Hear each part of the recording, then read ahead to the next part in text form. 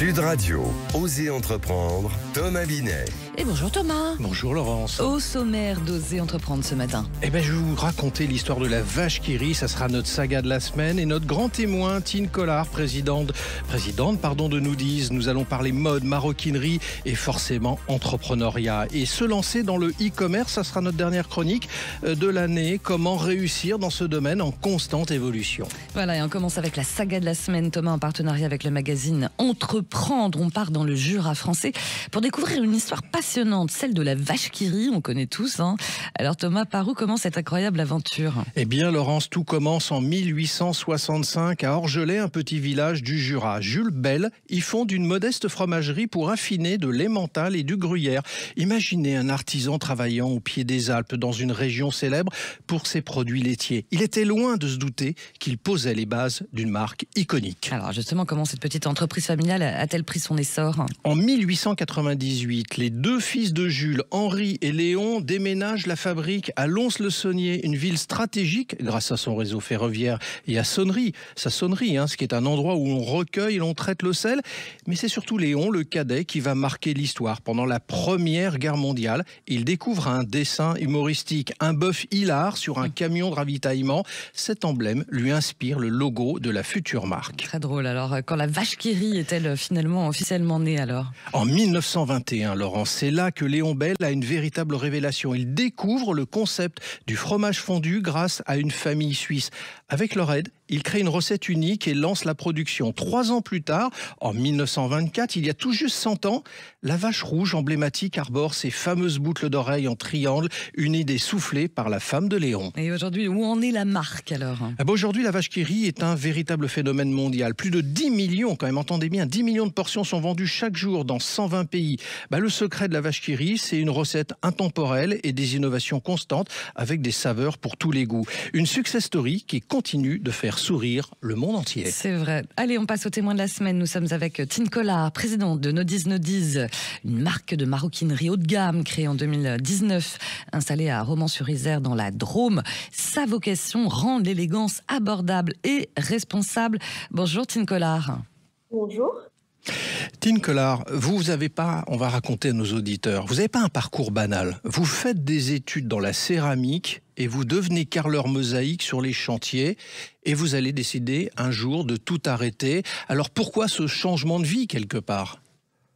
Alors effectivement, je fais une reconversion dans le monde du cuir en 2012 suite à un incident sur un des chantiers en tant que carreleur. Et donc là, je vais enchaîner sur 9 ans dans la maroquinerie de luxe où j'apprends absolument, je redémarre de zéro et j'apprends toutes les ficelles du métier. Oui, c'est ça, parce qu'en 2012, effectivement, vous avez engagé une reconversion dans les métiers du cuir, vous venez de nous le dire, et vous allez apprendre le métier de piqueur, très concrètement, en intégrant la maison de luxe, on va la citer, Louis Vuitton, dans laquelle, quelques temps après, vous intégrerez le bureau d'études qui mettait au point les sacs Louis Vuitton. C'est ça votre parcours initiatique? Tout à fait, c'est ça, exactement. Alors, en 2021, on va s'intéresser à votre marque, Noodies.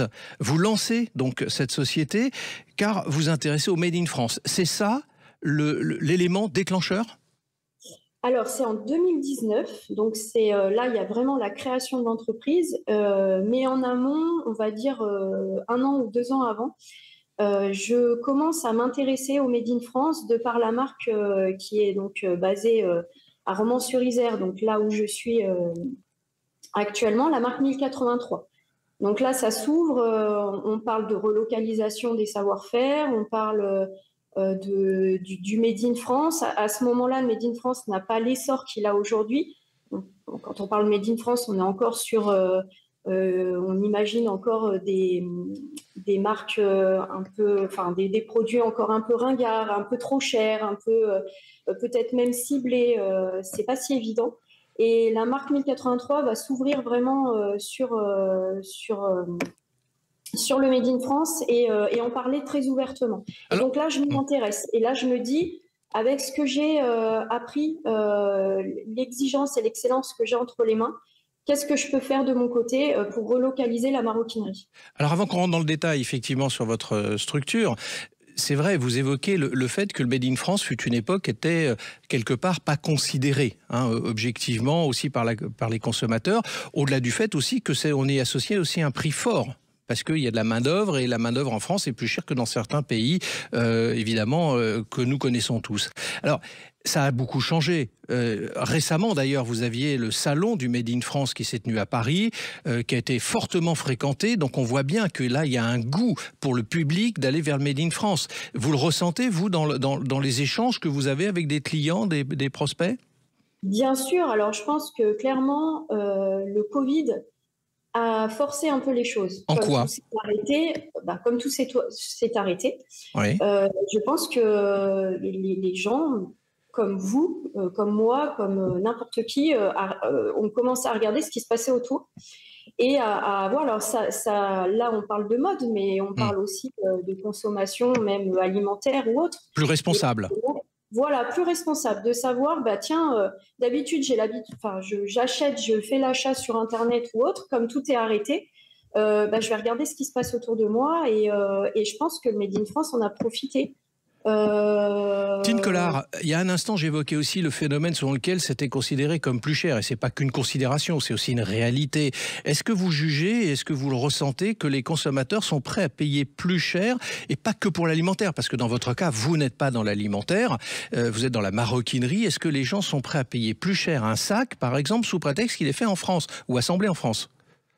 Oui, parce qu'en fait, à partir du moment où vous avez cette transparence, alors déjà, il y a des labels, hein, notamment le label Origine France Garantie, qui permet d'avoir une traçabilité et une transparence pour le consommateur, de savoir ce qu'il achète, où c'est fabriqué.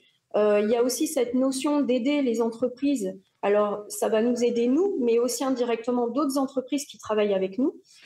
Et ça permet de recréer, en fait, de relocaliser aussi des savoir-faire qu'on avait perdus. En fait, ça a vraiment eu un énorme bienfait et je pense que le fait qu'on soit de plus en plus nombreux, il faut savoir qu'au salon, aujourd'hui, on est plus de 1000 exposants. Donc, c'est très important que ce soit dans tout domaine, cosmétique, mode ou alimentaire. Et plus on va acheter, plus on va produire, plus on va avoir de la quantité et plus on va pouvoir faire diminuer les coûts de production. Et donc, forcément, les prix de vente sur le Made in France. Donc, ce que vous êtes en train de dire, c'est qu'il faut effectivement qu'on ait un effet levier par le volume qui va permettre dans quelques années, parce qu'il faut quand même du temps pour en arriver là, à réussir à faire baisser du coup les coûts de production. Et de facto, on baissera les coûts de vente, les prix de vente, pardon. Exactement. C'est ce qu'a fait 1083, le slip français et d'autres marques qui ont grandi dans les quelques années, les dernières quelques années, et qui ont ouvert cette porte à d'autres plus jeunes marques. Et aujourd'hui, on a cette force de pouvoir avancer ensemble et de mettre en avant notre savoir-faire et puis forcément de plus en plus avec des prix plus attractifs. Alors dans votre marque Nudies, dont on parlait au début de notre entretien, on retrouve quel type de produit? Maroquinerie, c'est une appellation large en soi. Qu'est-ce qu'on retrouve dans votre marque?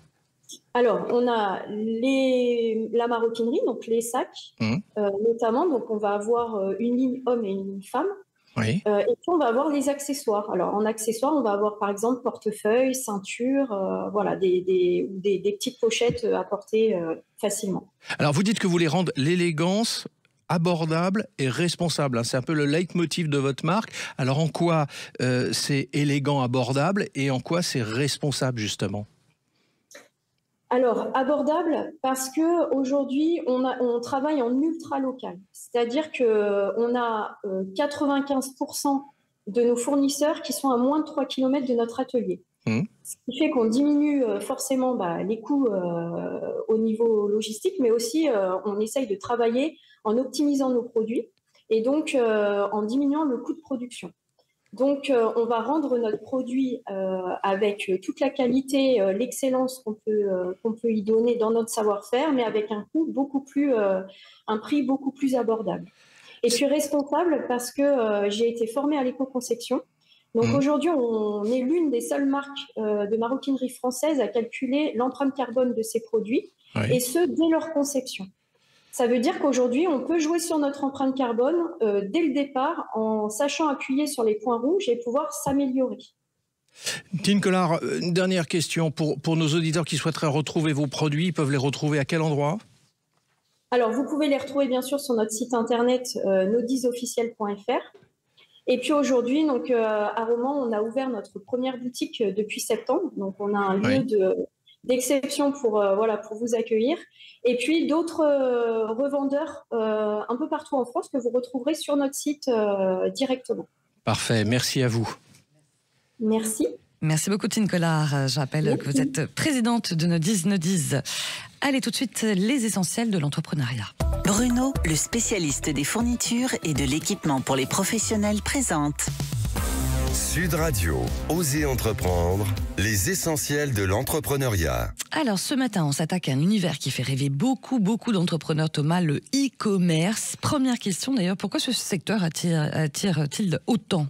Parce que, Laurence, il combine flexibilité et opportunité. Le e-commerce permet de toucher des clients partout dans le monde, 24 heures sur 24, bien évidemment, avec des outils et des plateformes accessibles. Créer sa boutique en ligne n'a jamais été, en fait, aussi simple. Sans compter que la pandémie a accéléré les habitudes d'achat en ligne. Bref, c'est un marché dynamique et en pleine croissance. Voilà. Alors forcément, ça peut peut-être inspirer, donner envie à beaucoup d'auditeurs, mais comment réussir dans un secteur aussi concurrentiel ? La clé dans ce domaine, j'allais vous dire aussi comme dans d'autres domaines, c'est de se démarquer. D'abord, choisissez un produit ou un marché de niche. Mieux vaut vendre des articles spécifiques avec une vraie valeur ajoutée que de se perdre dans la masse. Ensuite, vous investissez dans une belle expérience utilisateur, un site rapide, intuitif, en mobile friendly, c'est essentiel. Et enfin, vous soignez votre marketing, des campagnes sur les réseaux sociaux, des influenceurs et surtout un storytelling fort pour capter l'attention de vos clients. Alors ça, c'est pas mal déjà comme premier conseil. Côté logistique, quels sont les pièges à éviter, Thomas ? D'abord, la logistique, effectivement, Laurent, c'est le nerf de la guerre. Il faut quand même l'avoir en tête. Il faut bien gérer vos stocks pour éviter les ruptures ou le surstockage, l'un ou l'autre. Et choisissez des partenaires fiables pour la livraison. Amazon a habitué les clients à une rapidité impressionnante. Alors, il faut s'aligner sur leurs critères. Si vous débutez, les modèles comme le dropshipping peuvent être une option pour tester sans trop de risques, mais à terme, mieux vous maîtrisez votre chaîne de livraison. Voilà pour les essentiels dans l'entrepreneuriat. Merci beaucoup, Thomas. Puis on se retrouve dans quelques instants sur Sud Radio avec Osez investir. Et là, on va parler des bonnes pratiques pour épargner. Je pense qu'on en a bien besoin. En fin d'année, oui. Ouais, ça c'est clair. Ça va intéresser beaucoup d'auditeurs. À tout à l'heure sur Sud Radio. Merci.